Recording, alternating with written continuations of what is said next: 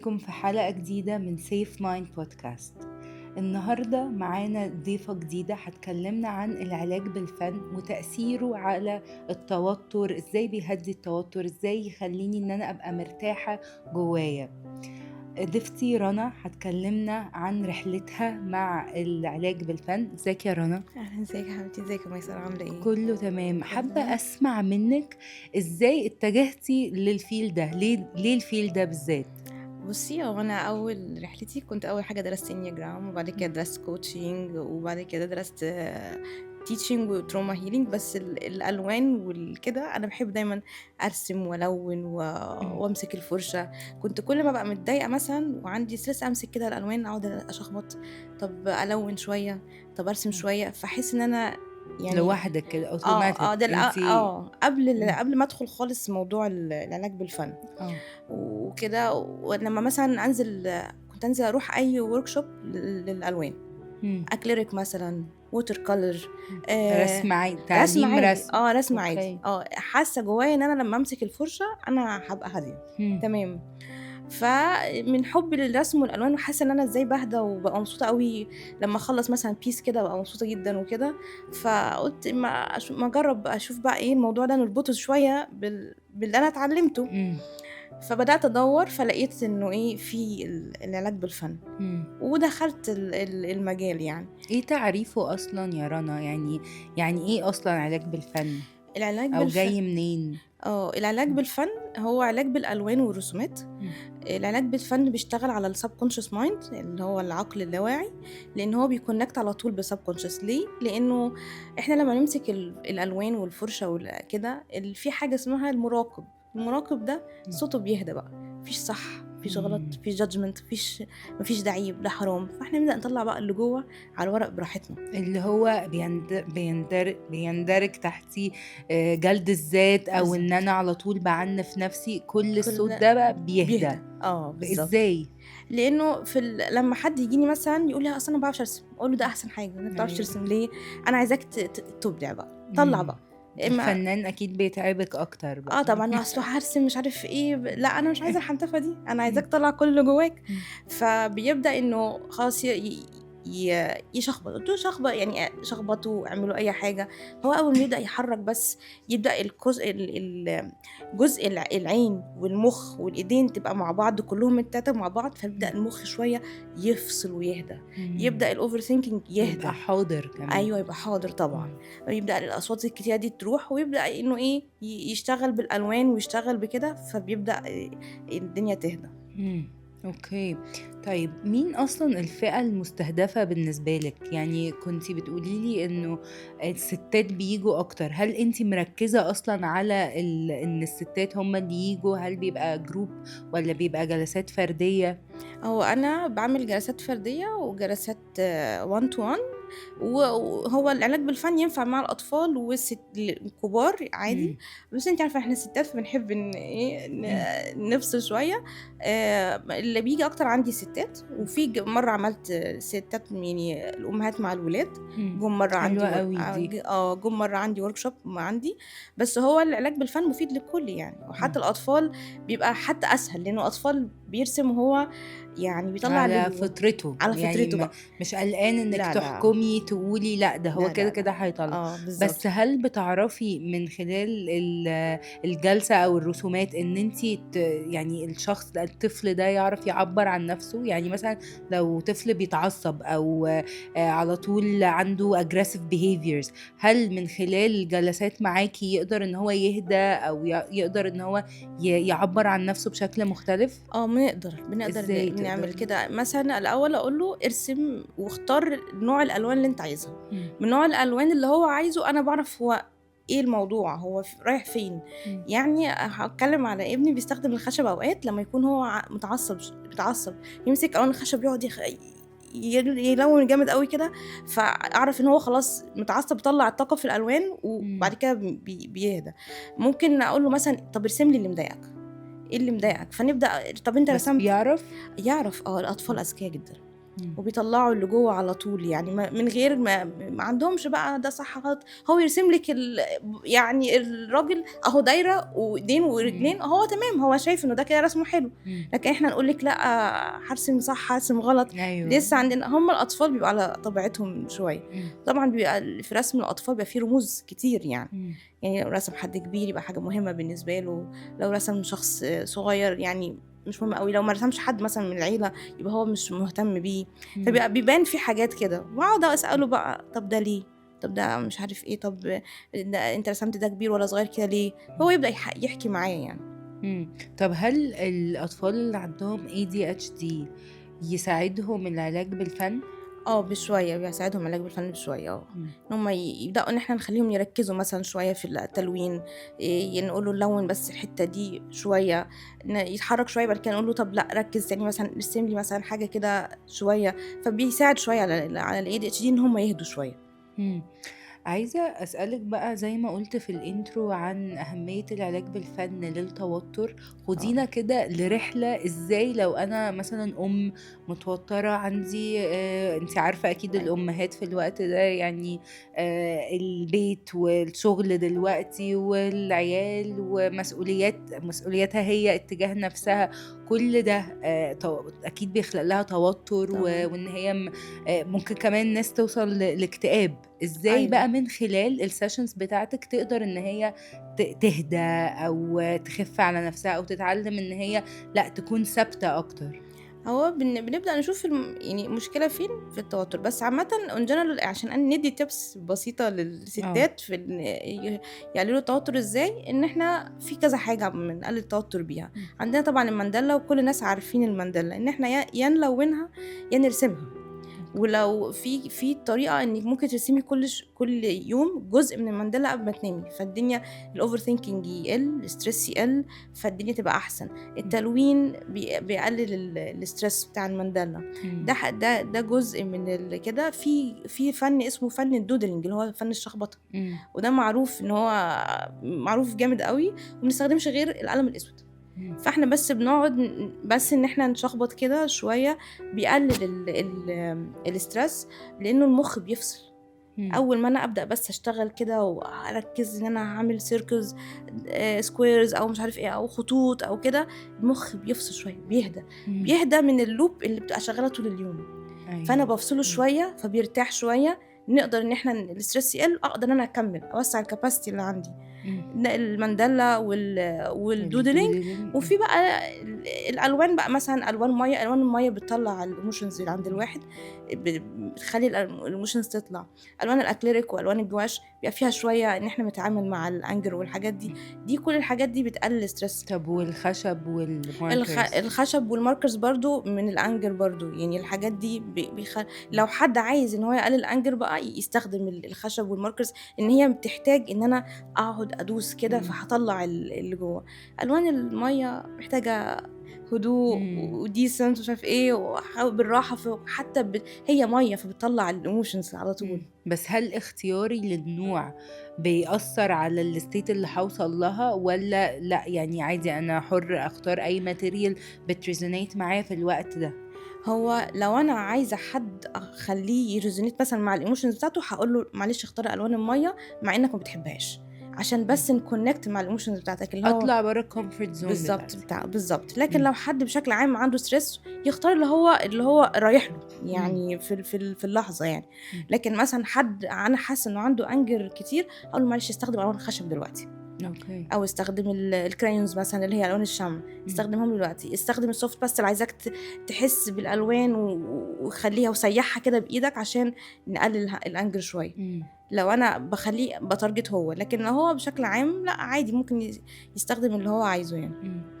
أنا فهمت منِّك إنه العلاج بالفن للأشخاص اللي عندهم مشاعر تقيلة أو مش عارفين يتحكموا أوي في مشاعرهم، ولكن تقدري تقولي لي هي مش لمين؟ يعني لو أنا في state معيّنة ممكن تقولي لأ، الشخص ده ما أحبذلهوش أو ما أفضّلش إن هو يروح لمعالج بالفنون، والّا هي مفتوحة لأ، لأي هي حد؟ مفتوحة للجميع، يعني ما أوكي. فيش إنه بس مثلًا يعني أنا حصل معايا آخر مرّة في حد كان بيلوّن، وقالت لي على موقف، قُلت لها: "لأ this is big تروما. يعني هو طبعا العلاج بالفن ممكن يطلع لك التروما يعني على السطح. قلت لها لا، ده تروما، احنا نعالج بخير التروما بقى إمم. وبعد كده نرجع تاني آه. نكمل.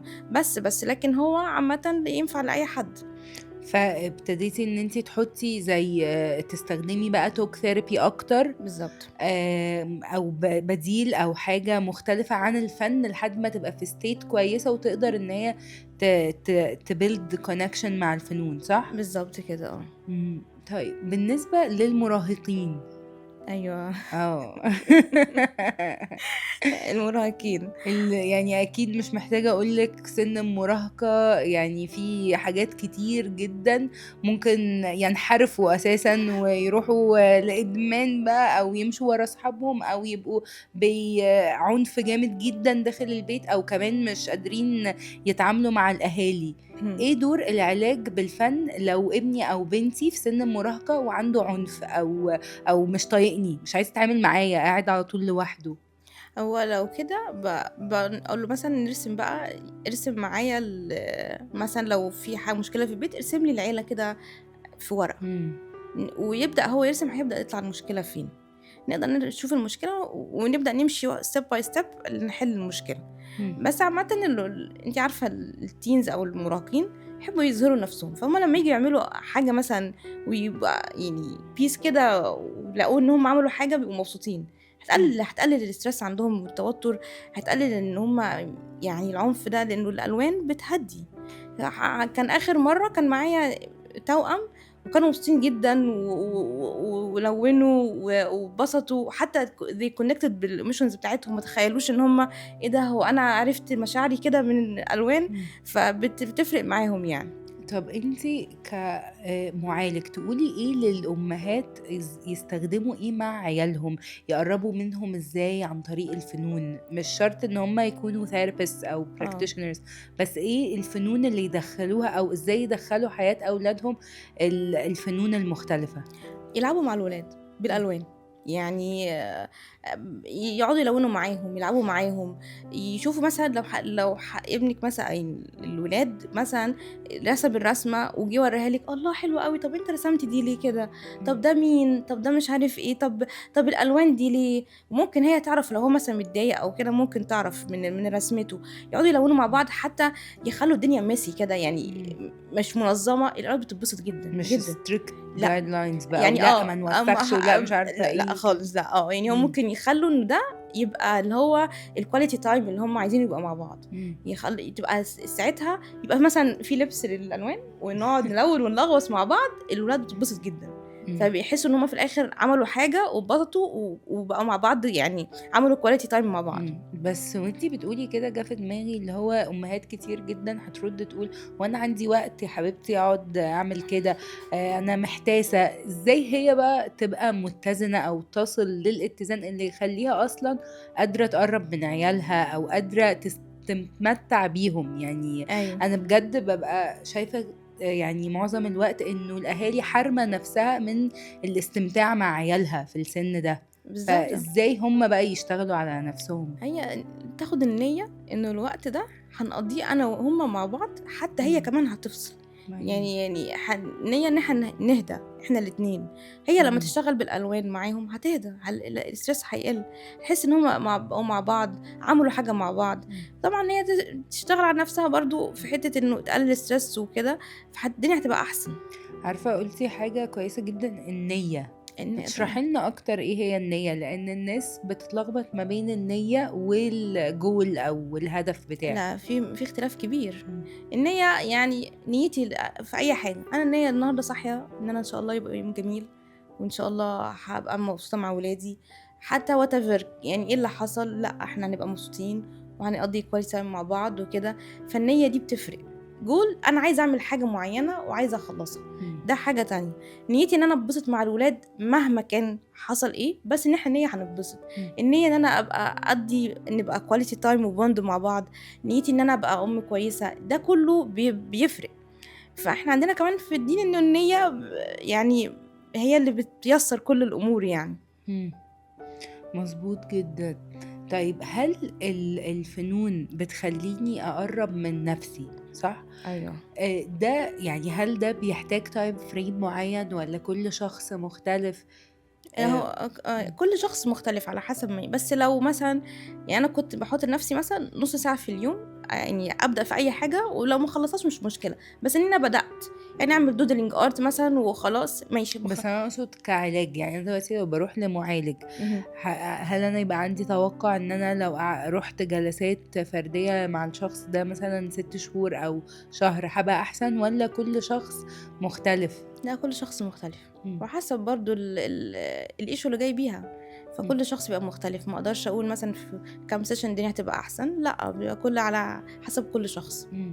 ليه اخترتِ أنتِ في أول حلقة قُلتِ إن أنتِ درستِ Enneagram، درستِ coaching، درستِ حاجات كتير، بس الart مختلف عن كل الmethodologies دي اهم. أو الأقرب لقلبِك، قُلتِ الterm ده بالذات، آه. ليه بقى؟ عشان أنا باحب الألوان، إمم. وأنا إنسانة بتاعة مشاعر. إمم. فأنا لمّا بالاقي الناس بتconnect بمشاعرهم، ويحصل بقى connection يعني لمّا بيبقى في الworkshop بيحصل connection والناس تبقى إيه ده أنا ما كان عندي ده، أنا معقولة المشاعر دي كلها، أنا بابقى مبسوطة. أنا حُطّي قدّامي أي ألوان، أي فُرَش، تلاقيني أنا في منتهى السعادة. إمم. فحسيت إنه ده بيconnect مع الواحد ومشاعره، باعرف نفسي أكتر، باعمل حاجة حلوة ومش لازم أطلّع الpiece يعني في الآخر حاجة خطيرة، بس أنا في الآخر باعمل حاجة، إمم. من الألوان أنا باعمل حاجة حلوة. فده اللي كان خلّاني أروح للart يعني الart therapy بحُبّي للألوان بصراحة، إمم. يعني والمشاعر يعني الاتنين. إمم. هل في الart therapy في حاجات غير الvisual arts يعني بتدخّلي مثلًا رقص، حركة، دراما والّا لأ بس هو الvisual arts؟ لأ الarts بس، أنا إمم. دلوقتي art بس، ما دخّلتش حاجة تانية. إمم. وكل session يعني أنا لو جيت حضرت لِك مثلًا group اهم. كل مرّة هاحضر هتبقى حاجة مختلفة عن اللي قبل كده والّا؟ كل مرّة بتبقى حاجة مختلفة، إمم. يعني كل مرّة بنتكلّم يعني ممكن topic مثلًا مرّة عملت عن boundaries، مرّة عملت عن stress، إمم. مرّة مثلًا عملنا بس إن هو connect بالinner child بس ونلعب بالألوان، فكل مرّة بتبقى مختلفة. أوكي. طيب إيه أكتر workshops أنتِ بتعمليها أو أكتر حاجة أنتِ بتحسي إن لأ دي effective جدًا مع الناس؟ الstress طبعًا، إمم. إن هو بيبقى أكتر حاجة effective مع الناس، أوكي. أو وهل يعني في ورشة مخصصة لده؟ في ورشة مخصصة كنت باعملها مع صاحبتي مي عاشور، يعني إمم. بنعمل أنا وهي مع بعض، دي كنا بنعملها للstress والناس تطلع مبسوطة أوي منها. إمم. إيه اللي بيحصل؟ يعني إيه مثلًا feedbacks بتوصل لِك بعد الورشة أو أنتِ أكيد في شوية criteria آه. بتقيسي عليها أو بتشوفي حاجات لأ في حاجة اتغيّرت، في حاجة اختلفت، إيه بقى الحاجات دي؟ أقول لِك في حد يعني كان معايا قبل كده وقالت لي feedback، قالت لي: "أنا كان بقى لي فترة كبيرة أوي مش عارفة أنام، جسمي واجعني ونومي مقطّع ومش بانام كويس." إمم. بعتت لي قالت لي: "أنا أول مرّة أنام لحد الساعة 01:00." واو! وكانت من الfeedbacks اللي أثّرت فيّا بصراحة، قالت لي: "أنا إمم. نمت وصاحية عايزة أنزل بقى أعمل شعري وأحط makeup وأخرج وبتاع." فحس ح دي كانت من الfeedbacks. الناس بتخرج من الworkshop حابة نَفْسها، إمم. يعني بت ب بت بتقلل الstress، بتعرف نَفْسها أكتر وبتحب نَفْسها، يعني أنا ده الهدف إنه إيه، إن إحنا نحب نَفْسنا، إمم. نشوف الجزء الجميل اللي موجود جوانا اللي إحنا دايمًا ما بنشوفوش، إحنا دايمًا شايفين إن إحنا مش صح وغلط وأنا مش شايفة مسؤوليتي كويس لأ، أنا عايزاكِ تيجي تقللي الstress ده وتشوفي الجزء الحلو اللي جواكِ و و وت و وتظهريه كده يعني، إمم. فده اللي بيحصل معانا في الworkshops الصراحة يعني. دي حقيقة جدًا، يعني فعلًا وأنتِ بتتكلمي كده حسيت إنه يعني لأي حد حاسس إنه متوتر، حاسس إن الدنيا جاية عليه، الدنيا فارماه، يعني الحلقة دي الcall بتاعته إن هو يروح للعلاج بالفن، بالضبط. وبجد استمتعت جدًا معاكِ أنا كمان. و وعرفت ضرورة إن إحنا ندخّل فنون في حياتنا، أيوه. يعني حتى لو أنا مش هاروح لworkshop أو لجلسات فردية، لأ أبتدي أشخبط، بالضبط. أبتدي أرسم اللي جوايا، أسأل نفسي هو أنا دلوقتي حاسس بإيه؟ حزن، طب الحزن ده لو له شكل هيطلع في هيئة إيه؟ بالضبط. وأسمح لنفسي، يعني اتكلمتِ أنتِ أوي عن جزء إن أنا أسمح لنفسي إن أنا أكون أو إن أنا أعيش، عايز أتنطط أتنطط، عايز إمم. أرسم أرسم، من أيوه. غير أحكام، من غير زي الأطفال، يعني زي ما بنشوف أطفالنا نتعلم بالضبط. منهم، بنشوف أولاد بتجري، بتلعب، بتعمل حاجات messy من غير ما يقولوا لأ، إحنا هنحافظ على الحاجة. اعمل لنفسك وقت واتعلم من الأطفال، لإن هُم قدامنا عشان يعلمونا حاجات زي ما إحنا بنعلمهم. ده حقيقي، صح. صح. شكرًا جدًا ليكِ شكرًا يا ليكِ، رنا. أنا استمتعت جدًا معاكِ والله. وأنا بجد. وقولوا لنا في الكومنتات إيه أكتر جزء علّق معاكم، ويعني لازم تجربوا doodling، كتابة، أي نوع من أنواع الفنون، وقولوا لنا تأثيرها عليكم.